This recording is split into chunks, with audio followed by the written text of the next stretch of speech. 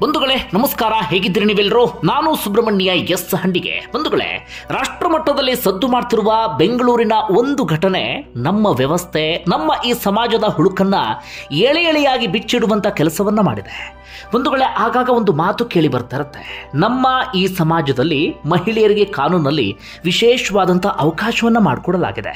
ಆದರೆ ಒಂದಷ್ಟು ಮಹಿಳೆಯರು ಆ ಕಾನೂನಿನ ಅವಕಾಶವನ್ನ ಮಿಸ್ಯೂಸ್ ಮಾಡ್ಕೊಳ್ತಿದ್ದಾರೆ. ಇದರಿಂದ ಗಂಡಸರ ಮೇಲೂ ಕೂಡ ದೌರ್ಜನ್ಯ ಆಗ್ತಾ ಇದೆ, ಗಂಡಸರಿಗೂ ಕೂಡ ಅನ್ಯಾಯ ಆಗ್ತಾ ಇದೆ. ಆದರೆ ಗಂಡಸರಿಗೆ ಅನ್ಯಾಯ ಆದಂಥ ಸಂದರ್ಭದಲ್ಲಿ ಅದನ್ನು ಕೇಳುವಂಥವ್ರು ಯಾರೂ ಇಲ್ಲ, ವಾಯ್ಸ್ ರೈಸ್ ಮಾಡುವಂಥವ್ರು ಯಾರೂ ಕೂಡ ಇಲ್ಲ. ಗಂಡಸರಿಗೆ ದೌರ್ಜನ್ಯ ಆದರೂ ಕೂಡ ಹಿಂದೆ ಮುಂದೆ ನೋಡದೆ ನಮ್ಮ ಕಾನೂನು, ನಮ್ಮ ಈ ಸಮಾಜ ಎಲ್ಲರೂ ಕೂಡ ಮಹಿಳೆಯರ ಪರವಾಗಿ ನಿಂತ್ಕೊಂಡು ಬಿಡ್ತಾರೆ. ಹೀಗಾಗಬಿಟ್ರೆ ಗಂಡಸರ ಕತೆ ಏನು ಅಂತ ಒಂದಷ್ಟು ಜನ ಪ್ರಶ್ನೆ ಮಾಡ್ತಿರ್ತಾರೆ. ಇದೀಗ ಅಂಥದ್ದೇ ಒಂದು ಘಟನೆಗೆ ಬೆಂಗಳೂರು ಸಾಕ್ಷಿಯಾಗಿದೆ. ಸದ್ಯ ಈ ಘಟನೆ ರಾಷ್ಟ್ರೀಯ ವಾಹಿನಿಗಳಲ್ಲಿ ನಿರಂತರವಾಗಿ ಸದ್ದು ಮಾಡ್ತಾ ಇದೆ. ಸೋಷಿಯಲ್ ಮೀಡಿಯಾದಲ್ಲಿ ವಿಪರೀತ ವೈರಲ್ ಆಗ್ತಾ ಇದೆ. ನೀವೀಗಾಗಲೇ ಗಮನಿಸಿರಬಹುದು, ಟ್ವಿಟರ್ನಲ್ಲಿ ಅತುಲ್ ಸುಭಾಷ್ ಎನ್ನುವಂಥ ಹೆಸರು ಟ್ರೆಂಡಿಂಗ್ನಲ್ಲಿದೆ. ಜಸ್ಟಿಸ್ ಈಸ್ ಡ್ಯೂ ಎನ್ನುವಂಥ ಹ್ಯಾಶ್ಟ್ಯಾಗ್ ವೈರಲ್ ಆಗ್ತಾ ಇದೆ.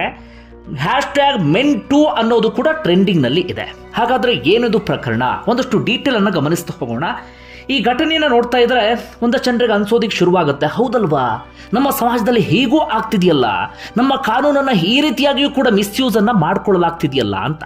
ಬಂಧುಗಳೇ, ಆ ವ್ಯಕ್ತಿಯ ಹೆಸರು ಅತುಲ್ ಸುಭಾಷ್ ಅಂತೇಳಿ 33ರಿಂದ 34 ವಯಸ್ಸಿನ ಆಸುಪಾಸು, ಸಾಫ್ಟ್ವೇರ್ ಇಂಜಿನಿಯರ್, ಮೂಲತಃ ಉತ್ತರ ಪ್ರದೇಶದವರು, ಆದರೆ ಬೆಂಗಳೂರಿನಲ್ಲಿ ನೆಲೆಸಿದ್ರು. ಬೆಂಗಳೂರಿನ ಒಂದು ಪ್ರತಿಷ್ಠಿತ ಕಂಪನಿಯಲ್ಲಿ ಕೆಲಸ ಮಾಡ್ತಾ ಇದ್ರು.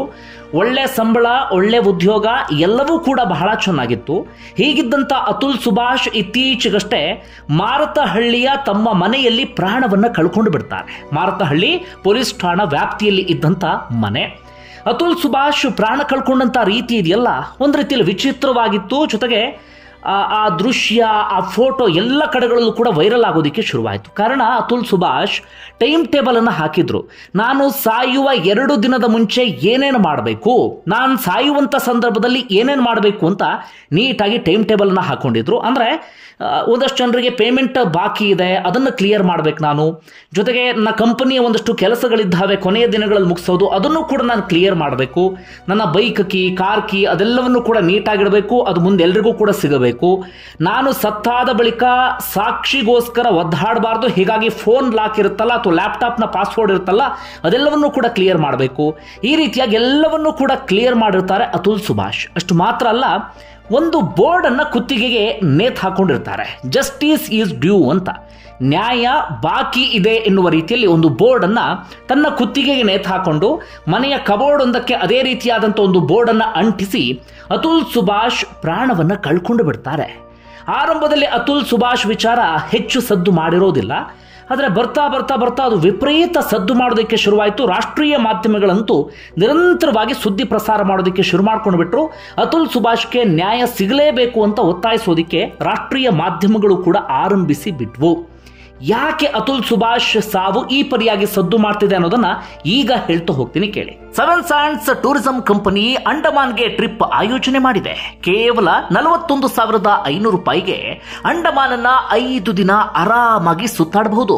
ಈ ಪ್ಯಾಕೇಜ್ ನಲ್ಲಿ ಫ್ಲೈಟ್ ಟಿಕೆಟ್ಸ್, 3 ಸ್ಟಾರ್ ಹೋಟೆಲ್ ನಲ್ಲಿ stay, all meals, Cellular Jail light and sound show, Havelock Island tour, AC transport ವ್ಯವಸ್ಥೆ, private ferry tickets, 24x7 tour manager assistance ಇರುತ್ತೆ. ಹೊರಡುವ ದಿನ ಇದೇ ಫೆಬ್ರವರಿ 18. ಕೆಲವೇ ಸೀಟುಗಳು ಲಭ್ಯ. ಆಸಕ್ತರು ಈ ಕೆಳಗಿನ ಕಾಂಟ್ಯಾಕ್ಟ್ ನಂಬರ್ಗೆ ಕಾಲ್ ಮಾಡಿ ನಿಮ್ಮ ಸೀಟನ್ನ ಬುಕ್ ಮಾಡಿ. ಬಂಧುಗಳೇ, ಅತುಲ್ ಸುಭಾಷ್ 2019ರಲ್ಲಿ ನಿಖಿತಾ ಸಿಂಘಾನಿಯಾ ಎನ್ನುವಂತ ಮಹಿಳೆಯನ್ನ ಮದುವೆ ಆಗಿರ್ತಾರೆ. ನಿಖಿತಾ ಸಿಂಘಾನಿಯಾ ಆಕ್ಸೆಂಚರ್ ಕಂಪನಿಯಲ್ಲಿ ಕೆಲಸ ಮಾಡ್ತಿದ್ದಂತ ಮಹಿಳೆ. ಇಬ್ರು ಕೂಡ ಒಂದಷ್ಟು ವರ್ಷಗಳ ಕಾಲ ಬೆಂಗಳೂರಿನಲ್ಲಿರ್ತಾರೆ. ಅದಾದ ಬಳಿಕ ಇಬ್ಬರ ನಡುವೆ ವೈಮನಸ್ಸು ಮೂಡುತ್ತೆ. ಅತುಲ್ ಸುಭಾಷ್ ಬೆಂಗಳೂರಿನಲ್ಲಿದ್ರೆ ನಿಖಿತಾ ಸಿಂಘಾನಿಯಾ ಉತ್ತರ ಪ್ರದೇಶಕ್ಕೆ ಹೋಗ್ತಾರೆ. ಹೀಗೆ ಹೋದಂತ ನಿಖಿತಾ ಸಿಂಘಾನಿಯಾ ತನ್ನ ಇಡೀ ಕುಟುಂಬದ ಜೊತೆಗೆ ಸೇರ್ಕೊಂಡು ಅತುಲ್ ಸುಭಾಷ್ ಮೇಲೆ ಬರೋಬ್ಬರಿ 9 ಪ್ರಕರಣವನ್ನ ದಾಖಲಿಸಿ ಬಿಡ್ತಾರಂತೆ. ಆಗಾಗ ಪ್ರಕರಣವನ್ನು ದಾಖಲಿಸೋದು, ಇಲ್ಲ ಇದು ನಾನು ಹಾಕಿದ್ದು ಸುಳ್ಳು ಕೇಸ್ ಅಥವಾ ನಾನು ಹಾಕಿದ ಕೇಸ್ನಲ್ಲಿ ಸಮಸ್ಯೆ ಇತ್ತು ಅಂತ ವಾಪಸ್ ತಗೊಳ್ಳೋದು, ಮತ್ತೆ ಅತುಲ್ ಸುಭಾಷ್ ಮೇಲೆ ಮನಸ್ಸಿಗೆ ಬಂದಾಗೆಲ್ಲ ಕೇಸ್ ಹಾಕೋದು. ಏನಂತ ಕೇಸ್? ನನ್ನನ್ನು ಕೊಲೆ ಮಾಡೋದಕ್ಕೆ ಪ್ರಯತ್ನ ಪಟ್ಟಿದ್ದಾರೆ, ನನಗೆ ವರದಕ್ಷಿಣೆ ಕಿರುಕುಳವನ್ನು ಕೊಟ್ಟಿದ್ದಾರೆ, ಅಥವಾ ಅಸ್ವಾಭಾವಿಕ ಲೈಂಗಿಕ ಕ್ರಿಯೆಯನ್ನು ನಡೆಸಿದ್ದಾರೆ. ಈ ರೀತಿಯಾಗಿ ಕಾನೂನಿನಲ್ಲಿ ದೂರನ್ನ ದಾಖಲಿಸೋದಕ್ಕೆ ಏನೇನು ಅವಕಾಶ ಇದೆಯೋ ಒಂದನ್ನು ಬಿಡದೆ ಎಲ್ಲವನ್ನೂ ಬಳಸಿಕೊಂಡು ಅತುಲ್ ಸುಭಾಷ್ ಮೇಲೆ ನಿಖಿತಾ ಸಿಂಘಾನಿಯ ಪ್ರಕರಣವನ್ನು ದಾಖಲಿಸಿದ್ದಾರೆ. ಇದಕ್ಕೆ ನಿಖಿತಾ ಕುಟುಂಬದವರು ಸಾಥನ್ನು ಕೊಟ್ಟಿದ್ದಾರೆ. ಕೊನೆಯದಾಗಿ ಅತುಲ್ ಸುಭಾಷ್ ಹಾಗೆ ನಿಖಿತಾಗೆ ಓರ್ವ ಗಂಡು ಮಗ ಇರ್ತಾನೆ, ಆತನನ್ನು ಕೂಡ ಕರ್ಕೊಂಡು ಹೋಗ್ಬಿಡ್ತಾರೆ. ಆತನನ್ನು ಅಪ್ಪಿತಪ್ಪಿ ನೋಡೋದಕ್ಕೂ ಕೂಡ ಅತುಲ್ ಸುಭಾಷ್ಗೆ ಅವಕಾಶವನ್ನು ಮಾಡಿಕೊಡೋದಿಲ್ಲ. ಅಷ್ಟಕ್ಕೆ ಸುಮ್ಮನಾಗೋದಿಲ್ಲ. ಮುಂದೆ ಏನು ಮಾಡ್ತಾರಂತೆ ಗೊತ್ತಾ? ಈ ಕೇಸನ್ನು ವಾಪಸ್ ತಗೊಳ್ಬೇಕು ಅಂದ್ರೆ ಬರೋಬ್ಬರಿ 3 ಕೋಟಿಯಷ್ಟು ಹಣವನ್ನು ಕೊಡಬೇಕು ಎನ್ನುವಂಥ ಡಿಮ್ಯಾಂಡ್. ಅಷ್ಟು ಮಾತ್ರ ಅಲ್ಲ, ಪ್ರತಿ ತಿಂಗಳು 2 ಲಕ್ಷದಷ್ಟು ಹಣವನ್ನು ಕೊಡಲೇಬೇಕು ಎನ್ನುವಂಥ ಒತ್ತಾಯ. ಅಪ್ಪಿತಪ್ಪಿ ಮಗನನ್ನ ಭೇಟಿ ಆಗಬೇಕು ಅಂತಾದ್ರೆ ಒಂದು ಭೇಟಿಗೆ 30 ಲಕ್ಷ ರೂಪಾಯಿ ಕೊಡಬೇಕು ಎನ್ನುವ ರೀತಿಯಲ್ಲೂ ಕೂಡ ಡಿಮ್ಯಾಂಡ್ ಅನ್ನ ಮಾಡಿರ್ತಾರೆ. ಅಂದ್ರೆ ಮಾತೆತ್ತಿದ್ರೆ ಹಣ ಕೊಟ್ಟಿಲ್ಲ ಅಂತಾದ್ರೆ ದೂರು ದಾಖಲಿಸ್ತೀವಿ, ನಮಗೆ ಬೇಕಾದ ಹಾಗೆ ನಿನ್ನನ್ನು ಸಿಕ್ಕಾಕ್ಸ್ತೀವಿ ಅಂತ. ಅತುಲ್ ಸುಭಾಷ್ಗೆ ಇದೊಂದು ರೀತಿಯಲ್ಲಿ ಮಾನಸಿಕವಾದಂಥ ಟಾರ್ಚರ್ ಆಗಿಬಿಟ್ಟಿದೆ. ಅತುಲ್ ಸುಭಾಷ್ ಇದ್ದಿದ್ದು ಬೆಂಗಳೂರಿನಲ್ಲಿ, ಪ್ರತಿ ಕೇಸ್ ವಿಚಾರಣೆಗೂ ಕೂಡ ಉತ್ತರ ಪ್ರದೇಶಕ್ಕೆ ಹೋಗಬೇಕಾಗಿತ್ತು. ಅದಾದ ಬಳಿಕ ಅತುಲ್ಗೆ ಇನ್ನೊಂದು ವಿಚಾರ ಗೊತ್ತಾಗುತ್ತೆ, ನಮ್ಮ ನ್ಯಾಯಾಂಗ ವ್ಯವಸ್ಥೆ ಎಷ್ಟರ ಮಟ್ಟಿಗೆ ಹಾಳಾಗಿಬಿಟ್ಟಿದೆ ಅಂತ. ಅತುಲ್ ಈ ವಿಚಾರವನ್ನು ತನ್ನ ಕೊನೆಯದಾಗಿ ಬರೆದಂಥ ಪತ್ರದಲ್ಲಿ ಮೆನ್ಷನ್ ಮಾಡಿದ್ದಾರೆ. ನ್ಯಾಯಾಧೀಶರು ಬರೋಬ್ಬರಿ 5 ಲಕ್ಷ ಲಂಚಕ್ಕೆ ಡಿಮ್ಯಾಂಡ್ ಮಾಡಿದ್ರಂತೆ. ಲಂಚವನ್ನ ಕೊಟ್ಟಿಲ್ಲ ಅಂದ್ರೆ ಈ ಕೇಸನ್ನು ಯಾವುದನ್ನು ಕೂಡ ಕ್ಲಿಯರ್ ಮಾಡೋದಿಲ್ಲ, ಇದನ್ನು ಏನು ಮಾಡಬೇಕು ಗೊತ್ತು ಎನ್ನುವ ರೀತಿಯಲ್ಲೂ ಕೂಡ ನ್ಯಾಯಾಧೀಶರು ಹೇಳ್ತಾ ಇದ್ರಂತೆ. ಹೀಗಾಗಿ ಅತುಲ್ ಸುಭಾಷ್ ಹೇಳ್ತಾರೆ, ಪುರುಷರ ಮೇಲೆ ಕಾನೂನುಬದ್ಧವಾದಂಥ ನರಮೇಧ ನಡೀತಿದೆ ಅಂತ. ಹಾಗೆ ಕೋರ್ಟ್ನಲ್ಲಿ ನಡೆದಂಥ ಒಂದು ಕಾನ್ವರ್ಸೇಷನ್ ಅನ್ನು ಕೂಡ ಅವ್ರು ಮೆನ್ಷನ್ ಮಾಡಿದ್ದಾರೆ.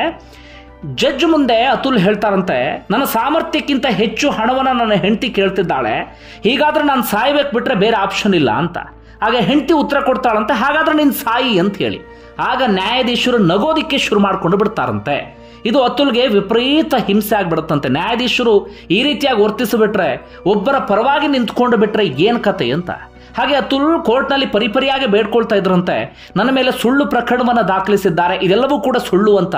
ಆದರೆ ನ್ಯಾಯಾಧೀಶರು ಅದು ಯಾವುದನ್ನು ಕೂಡ ಒಪ್ಪೋದಿಕ್ಕೆ ರೆಡಿ ಇರಲಿಲ್ಲಂತೆ. ಯಾಕೆ ಅಂತ ನೋಡಿದಾಗ ನ್ಯಾಯಾಧೀಶರು ಕೂಡ ಲಂಚದ ಮೇಲೆ ಕಣ್ಣು ಹಾಕಿದ್ದಾರೆ ಅಥವಾ ಲಂಚಕ್ಕೆ ಡಿಮ್ಯಾಂಡ್ ಮಾಡ್ತಿದ್ದಾರೆ ಎನ್ನುವಂಥ ವಿಚಾರ ಅತುಲ್ಗೆ ಗೊತ್ತಾಗುತ್ತಂತೆ. ಎಲ್ಲ ವಿಚಾರವನ್ನು ಕೂಡ ಸಾಯೋಕ್ಕೂ ಮುನ್ನ ಬರೋಬ್ಬರಿ 24 ಪುಟಗಳ ಒಂದು ನೋಟನ್ನು ಬರೆದು ಅದರಲ್ಲಿ ಮೆನ್ಷನ್ ಮಾಡಿದ್ದಾರೆ. ಜೊತೆಗೆ 1 ಗಂಟೆ ವಿಡಿಯೋ ರೆಕಾರ್ಡ್ ಅನ್ನು ಕೂಡ ಮಾಡಿಟ್ಟಿದ್ದಾರೆ. ಆ ವಿಡಿಯೋದಲ್ಲಿ ಎಲ್ಲ ವಿಚಾರವನ್ನು ಕೂಡ ಅತುಲ್ ಪ್ರಸ್ತಾಪ ಮಾಡಿದ್ದಾರೆ. ಹಾಗೆಯೇ ಒಂದಷ್ಟು ಪಾಯಿಂಟ್ಸ್ಗಳನ್ನು ಮೆನ್ಷನ್ ಮಾಡಿದ್ದಾರೆ, ಅದನ್ನು ಕೂಡ ನಿಮ್ಮ ಮುಂದೆ ಇಡ್ತೀನಿ, ಕೇಳಬೇಕಾದಂತಹ ವಿಚಾರ ಇದು. ಜೊತೆಗೆ ಅತುಲ್ಗೆ ಮಗನ ಮೇಲೆ ಯಾವ ರೀತಿಯಾದಂಥ ಪ್ರೇಮ ಇತ್ತು ಅನ್ನೋದು ಕೂಡ ಇದರಲ್ಲಿ ಬಹಳ ಚೆನ್ನಾಗಿ ಗೊತ್ತಾಗುತ್ತೆ. ಮಗನನ್ನು ವಿಪರೀತವಾಗಿ ಪ್ರೀತಿಸ್ತಾ ಇದ್ರು. ಹಾಗಾದರೆ ಮಗನಿಗೋಸ್ಕರವೂ ಕೂಡ ಒಂದಷ್ಟು ಸಾಲನ್ನು ಬರೆದಿದ್ದಾರೆ.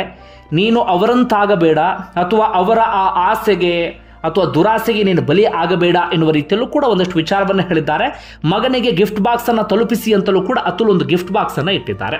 ಜೊತೆಗೆ ಒಂದಷ್ಟು ಪಾಯಿಂಟ್ಸ್ಗಳು ಏನೇನು, ನನ್ನ ಕೇಸ್ನ ವಿಚಾರಣೆ ನೇರ ಪ್ರಸಾರ ಆಗಬೇಕು, ನಮ್ಮ ನ್ಯಾಯಾಂಗ ವ್ಯವಸ್ಥೆ ಹೇಗಿದೆ, ಮಹಿಳೆಯರು ಈ ವ್ಯವಸ್ಥೆಯ ಲಾಭವನ್ನ ಹೇಗೆ ಪಡೆದುಕೊಳ್ತಿದ್ದಾರೆ ಅನ್ನೋದು ಇಡೀ ಸಮಾಜಕ್ಕೆ ಗೊತ್ತಾಗಬೇಕು ಅಂತ ಒಂದು. ಮತ್ತೊಂದು, ನನ್ನ ಪ್ರಕರಣದ ವಿಚಾರಣೆ ಬೆಂಗಳೂರಿನ ಕೋರ್ಟ್ಗಳಲ್ಲಿ ನಡಿಬೇಕು. ಉತ್ತರ ಪ್ರದೇಶದ ಕೋರ್ಟ್ಗಳಿಗೆ ಹೋಲಿಕೆಯನ್ನು ಮಾಡಿಕೊಂಡ್ರೆ ಬೆಂಗಳೂರಿನ ಕೋರ್ಟ್ಗಳಲ್ಲಿ ನ್ಯಾಯ ಸಿಗುತ್ತೆ ಎನ್ನುವಂಥ ನಂಬಿಕೆ ಇದೆ. ಈ ಕೋರ್ಟ್ಗಳ ಹೊರತಾಗಿ ಬೇರೆಲ್ಲೂ ಕೂಡ ನ್ಯಾಯ ಸಿಗುತ್ತೆ ಎನ್ನುವಂಥ ನಂಬಿಕೆ ನನಗಿಲ್ಲ. ಮುಂದಿನ ಪಾಯಿಂಟ್, ನನ್ನ ಮಗನನ್ನ ನನ್ನ ತಂದೆ ತಾಯಿಗೆ ನೀಡಿ, ಜೀವನದಲ್ಲಿ ಎಲ್ಲಕ್ಕಿಂತ ಮೌಲ್ಯ ಮುಖ್ಯ, ನನ್ನ ಮಗನಿಗೆ ಮೌಲ್ಯವನ್ನು ಕಲಿಸಬೇಕು ಅಂತ ಹೇಳಿ. ಅದಾದ ಬಳಿಕ ನನ್ನ ದೇಹದ ಸಮೀಪ ನನ್ನ ಹೆಂಡತಿಯನ್ನ, ಆಕೆಯ ಮನೆಯವರನ್ನ ಅಪ್ಪಿ ತಪ್ಪಿಯೂ ಕೂಡ ಬಿಡೋದಿಕ್ಕೆ ಹೋಗಬೇಡಿ.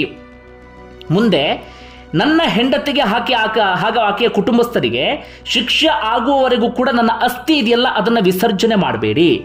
ಭ್ರಷ್ಟ ವ್ಯವಸ್ಥೆಯಿಂದ ಏನಾದರೂ ಶಿಕ್ಷೆ ಆಗದೇ ಇದ್ದರೆ ನನ್ನ ಅಸ್ಥಿಯನ್ನು ತಗೊಂಡೋಗಿ ಚರಂಡಿಗೆ ಹಾಕಬೇಡಿ ಅಂತ ಮತ್ತೊಂದು ಪಾಯಿಂಟ್ ಅನ್ನು ಮೆನ್ಷನ್ ಮಾಡಿದ್ದಾರೆ.